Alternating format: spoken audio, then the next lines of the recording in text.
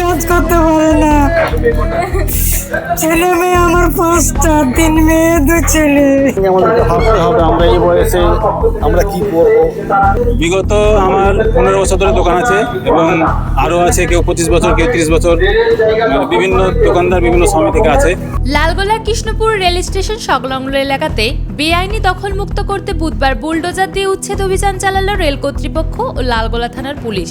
Rail কর্তৃপক্ষের দাবি, বারবার নোটিশ দেওয়া সত্ত্বেও জমি খালি না করায় যাত্রী স্বাচ্ছন্দ্য ও স্টেশনের সৌন্দর্য বজায় রাখতে এই কড়া পদক্ষেপ নেওয়া হয়েছে। বিশাল পুলিশ ও আরপিএফ বাহিনীর উপস্থিতিতে অভিযানটি শান্তিপূর্ণভাবে শেষ হলেও এর জেরে পথে বসেছেন এলাকার বহু ক্ষুদ্র ব্যবসায়ীরা। স্টেশনের সৌন্দর্য ফিরলেও মুহূর্তের মধ্যে গুড়িয়ে গিয়েছে বছরের পর বছর ধরে চলা ছোট ছোট দোকানপাট। ফলে উপার্জনের একমাত্র পথটি হারিয়ে কান্নায় ভেঙে পড়েছেন এলাকার ক্ষুদ্র ব্যবসায়ীরা। স্টেশন চত্বর এখন দখলমুক্ত ও খা খা করছে। তবে রেল প্রশাসন আগামী দিনেও এই অভিযান জারি রাখার বার্তা দিয়েছেন। উচ্ছেদ হওয়া হকাররা তাদের অন্ধকার ভবিষ্যৎ ও পুনর্বাসনের আশায় চাতক পাখির মতো তাকিয়ে রয়েছেন প্রশাসনের দিকে।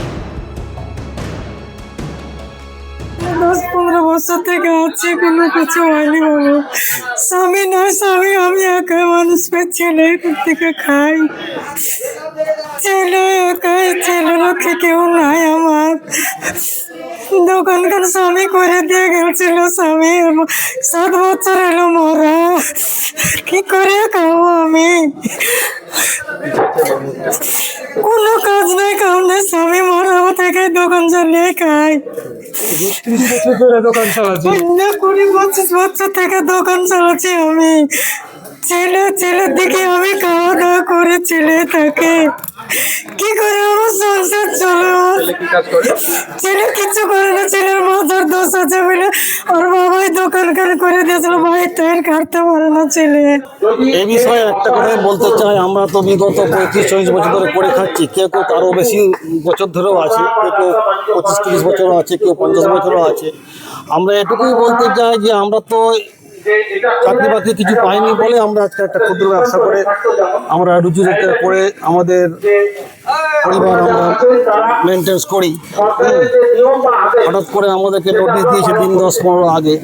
আর আমরা তাদের কথা মতো দোকানও মোটামুটি ভেঙে ফেলেছি, সবাই সরিয়ে ফেলেছি। আমরা চাই আমাদেরকে একটা পুনর্বাসন দেওয়া। আপনারা কি সেটা জানিয়েছিলেন? হ্যাঁ, আমরা সেটা জানিয়েছি। তারা কি উত্তর কি দিয়েছে? না, কোনো সদুত্তর আমরা এখনো পাইনি। তাহলে এখন কি হবে? কি হবে এখন আর কি করবো সেটা তো আমরা এখন চিন্তা ভাবনা করতে পারছি না এই মুহূর্তে। তার জন্য সময় দরকার। কাঠামো বা পরিকল্পনা থাকলে পরে যখন আমাদেরকে সরতে বলেছে আমরা সরে গেছি। এই নয় যে রেলের অসুবিধা করে আমরা দোকানদারি করছিলাম এবং দীর্ঘদিন ধরে দোকানদারি করছি, রেলের কোনো অসুবিধা হয়নি। আমাদেরকে গত কিছুদিন আগে আমাদেরকে নোটিশ দেওয়া হয়, আজকে 24 তারিখে একটা উচ্ছেদ অভিযান হবে এবং 23 তারিখে সব কিছু খালি করতে হবে। আমরা 23 তারিখের আগেই কিছু খালি করেছিলাম, আজকে সকালবেলায় সম্পূর্ণ খালি করা হয়েছে। এটা রেল তরফের থেকে এবং পুলিশ প্রশাসন থেকে খুবই মানে চাপ দেওয়া হচ্ছিল যে তাড়াতাড়ি সরে না, এবং না হলে রেল কর্তৃপক্ষ 24 তারিখে একটা উচ্ছেদ অভিযান চালাবে। সেটা ক্ষয়ক্ষতি হলে কোনো রেল কর্তৃপক্ষ দায়ী থাকবে। তাই আমরা নিজেরাই সরিয়ে নিয়েছি যাতে কোনো ক্ষয়ক্ষতি না হয়, এবং আমরা চাই যেন আমাদের পুনর্বাসন হয়।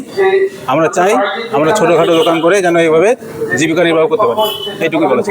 আচ্ছা, এটা তো নির্দেশিকা জারি করছিল অনেক আগে, এবং এই যে আপনাদের এখানে দোকান ছিল, এই দোকানের পরিবর্তে রেলের আবার কোনো এক জায়গাতে বসানো হোক, এইসব কোনো এরকম দিয়েছি, ডেপুটেশন দিয়েছি, কিন্তু এখন অবধি রেল কর্তৃপক্ষ থেকে কোনো সদুত্তর পাইনি। আমরা চাই এর সদুত্তর খুব জলদি এবং তাড়াতাড়ি দেওয়া।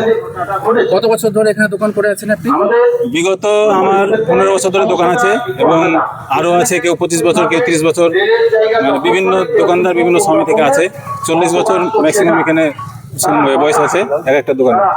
এই যে দোকান আজকে এখান থেকে উচ্ছেদ হয়ে গেল, এবার কি করবেন বা কি ভাবছেন? বিকল্প কোনো ব্যবস্থা নেই, এখন এইভাবে বসে থাকতে হবে। যতদিন না আবার দোকান বসাতে পারছি ততদিন এভাবেই চলছে। আপনার নাম? মোহাম্মদ আরিফ হোসেন, তেগুড়িয়াপাড়া, কৃষ্ণপুর পূর্ব দিকে।